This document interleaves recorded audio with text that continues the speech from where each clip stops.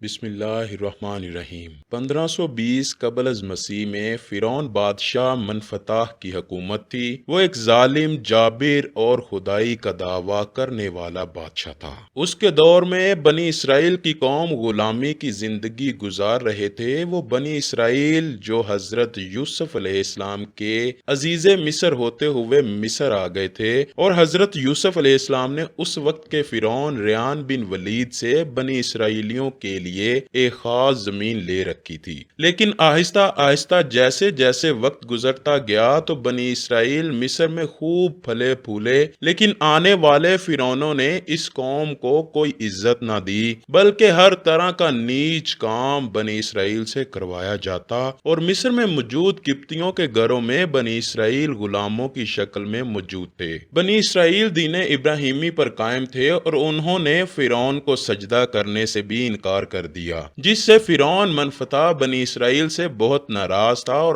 آئے دن ان کے لوگوں کو قتل کرتا اور طرح طرح کی سزائیں دیتا۔ معاف صرف اس کو کیا جاتا جو فرعون کو سجدہ کر دیتا تھا۔ انہی دنوں فرعون نے ایک خواب دیکھا کہ ایک آگ بھڑکتی ہوئی بیت المقدس کی طرف جا رہی ہے، اور اس آگ نے مصر میں موجود فرعون کے حامیوں یعنی قبطیوں کے گھروں کو جلا دیا ہے، لیکن وہ آگ بنی اسرائیل کو کوئی نقصان نہیں پہنچا رہی۔ بیدار ہوتے ہی فرعون نے اپنے نجومیوں اور جادوگروں کو دربار میں بلا لیا اور اپنا خواب سنا کر اس کی تعبیر پوچھی، جس پر نجومی بولے، بنی اسرائیل میں ایک بچہ پیدا ہونے والا ہے جس کے ہاتھوں اہل مصر کی ہلاکت ہوگی۔ اس کے علاوہ بنی اسرائیل جب غلاموں کی زندگی گزار رہے تھے تو ان میں بھی یہ بات مشہور تھی کہ ہم میں ایک بچہ پیدا ہوگا جو ہمیں فرعون کی غلامی سے آزادی دلائے گا۔ فرعون نے یہ سب باتیں بھی سن رکھی تھیں، اور جیسے ہی اس نے نجومیوں سے اپنے خواب کی تعبیر سنی تو وہ بدحواس ہو گیا، اور اس نے شاہی فرمان جاری کیا کہ بنی اسرائیل میں پیدا ہونے والے ہر نومولود بچے کو قتل کر دیا جائے۔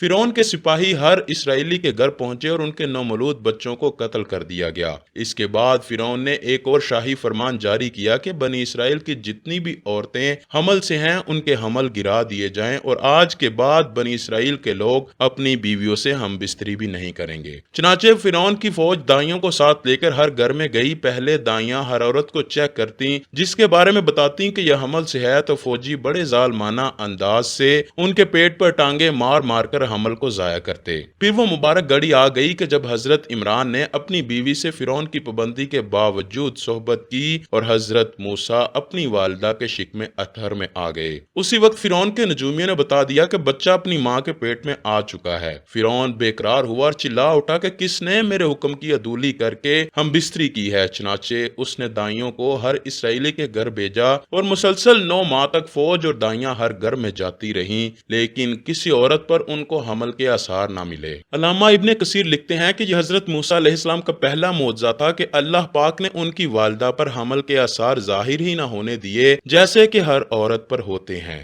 پھر جب حضرت موسیٰ علیہ السلام پیدا ہو گئے تو نجومیوں نے بتایا کہ بچہ پیدا ہو چکا ہے، تو فرعون کی فوجوں نے ایک بار پھر بنی اسرائیلیوں کے گھر کی طرف رخ کیا۔ قرآن پاک میں ارشاد ہے، ہم نے موسیٰ کی ماں کو وحی کی کہ اسے دودھ پلاتی رہے، اور جب تجھے اس کی نسبت سے کوئی خوف معلوم ہو تو اسے دریا میں بہا دینا، اور کوئی ڈر خوف یا رنج و غم نہ کرنا، ہم یقیناً اسے تیری طرف لوٹانے والے ہیں اور اسے اپنے پیغمبروں میں سے بنانے والے ہیں۔ علامہ طبری رحمۃ اللہ علیہ فرماتے ہیں کہ حضرت موسیٰ علیہ السلام کی والدہ نے 3 دن آپ کو دودھ پلایا، اور چوتھے دن لکڑی کے صندوق میں رکھ کر دریا میں ڈال دیا، اور حضرت موسیٰ علیہ السلام کی والدہ نے انہی کی بہن مریم بنت عمران کو صندوق کے ہمراہ چلنے کا کہا کہ دیکھتی رہنا کہ میرا بچہ کس کے ہاتھ لگتا ہے۔ دریا سے ایک نہر فرعون کے محل کی طرف جاتی تھی، جس سے وہ صندوق فرعون کے محل پہنچا، اور نہر پر حضرت آسیہ سلام اللہ علیہا جو کہ فرعون کی بیوی تھیں، وہ اپنے معمول کے مطابق بیٹھی تھی کہ انہیں صندوق مل گیا۔ جب انہوں نے دیکھا کہ اس میں ایک بہت پیارا بچہ ہے تو اس کو گود میں اٹھا کر فرعون کے پاس لے گئیں اور فرمایا، یہ میری اور تمہاری دونوں کی آنکھوں کی ٹھنڈک ہے، اسے قتل نہ کرنا، شاید یہ ہمیں فائدہ پہنچائے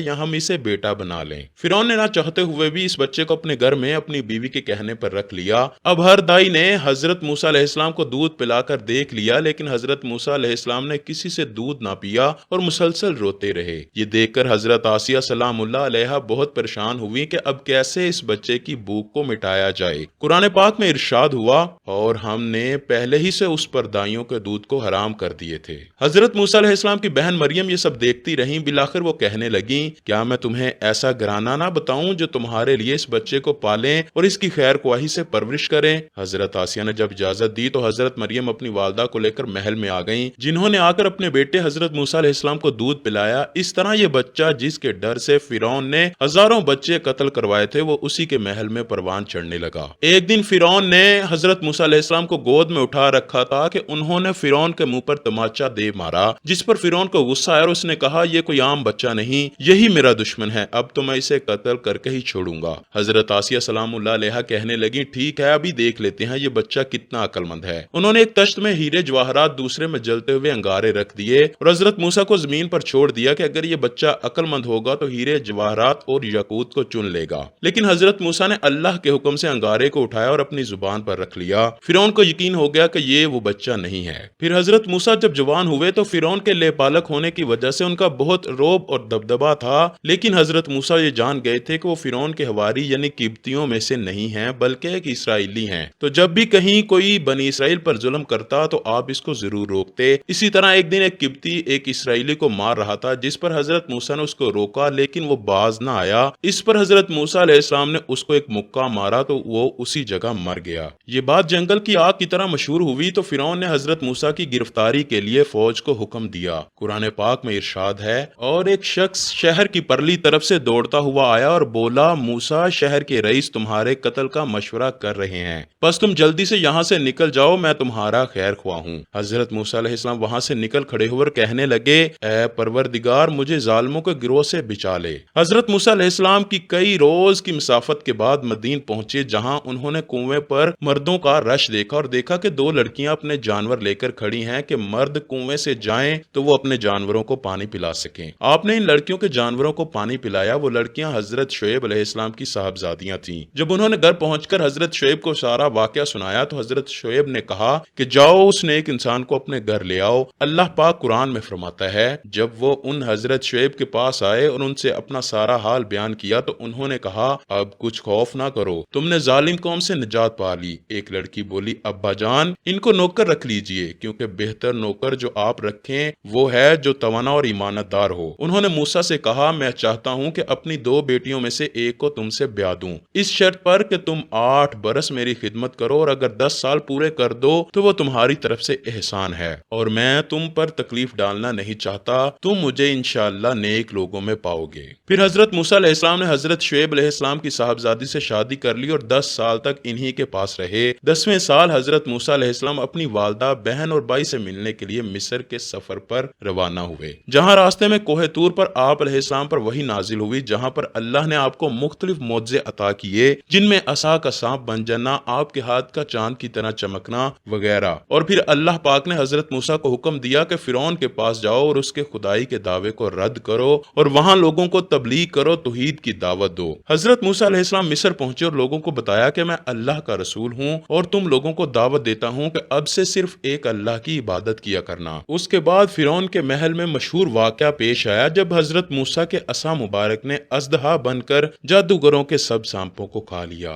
یہ دیکھ کر فرعون کی بیوی حضرت آسیہ سلام اللہ علیہا حضرت موسیٰ علیہ السلام پر ایمان لے آئیں، جس پر فرعون نے ان پر ظلم کر کے ان کے جسم میں کیلیں ٹھونک کر انہیں شہید کر دیا۔ اسی دوران فرعون طرح طرح کے ظلم کرتا رہا، جس پر ان پر چھوٹے چھوٹے عذاب بھی آئے، لیکن اسے عقل نہ آئی اور بالآخر اللہ پاک نے فرعون اور اس کے حواریوں کو دریا میں غرق کر دیا اور اس کی لاش کو رہتی دنیا تک پوری انسانیت کے لیے عبرت کا نشان بنا دیا۔ اللہ اکبر۔ اے اللہ پاک، میں اور اس ویڈیو کو تمام سننے والے تجھ سے تیرے غضب سے پناہ مانگتے ہیں، ہم پر اپنے رحم کا سایہ کر دے اور اللہ پاک ہم پر وہ بوجھ نہ ڈالنا جس کو اٹھانے کی سکت ہم میں نہیں ہے۔ بروز قیامت ہمارے حساب میں نرمی فرما کر ہمیں اپنے محبوب حضرت محمد صلی اللہ علیہ وآلہ وسلم کے سایہ شفقت میں جگہ دینا۔ دوستو کمنٹ سیکشن میں آمین لکھنا مت بھولیے گا، کیا جانے کس کی آمین سے ہماری دعائیں قبول ہو جائیں۔